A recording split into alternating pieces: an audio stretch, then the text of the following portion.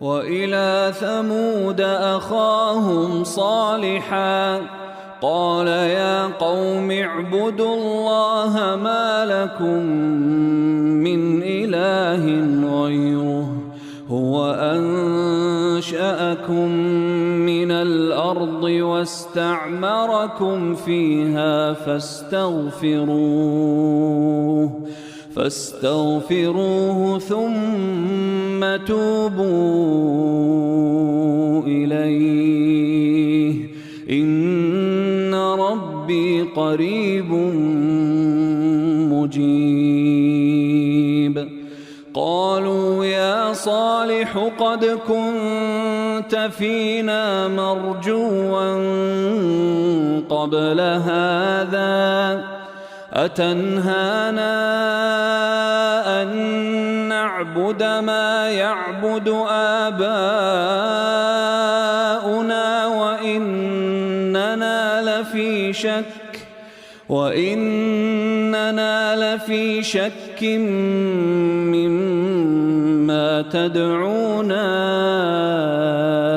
إليه مريب. قال يا قوم أرأيتم إن كنت على بينة من ربي وآتاني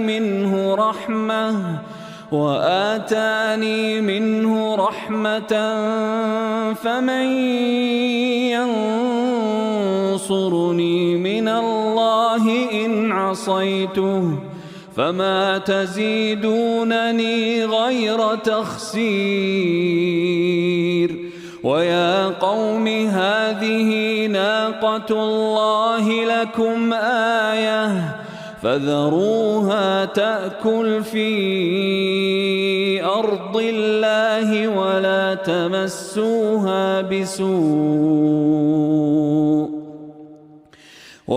تمسوها بسوء فيأخذكم عذاب قريب. فعقروها فقال تمتعوا في داركم 3 أيام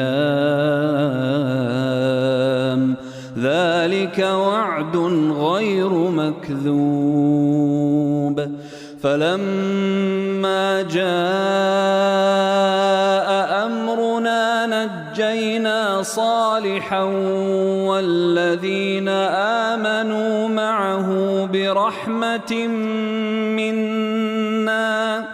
برحمة منا ومن خزي يومئذ إن ربك هو القوي العزيز.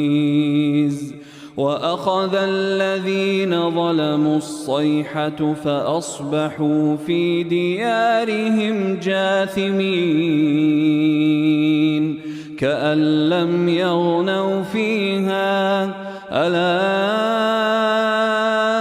إن ثمود كفروا ربهم ألا بعدا لثمود.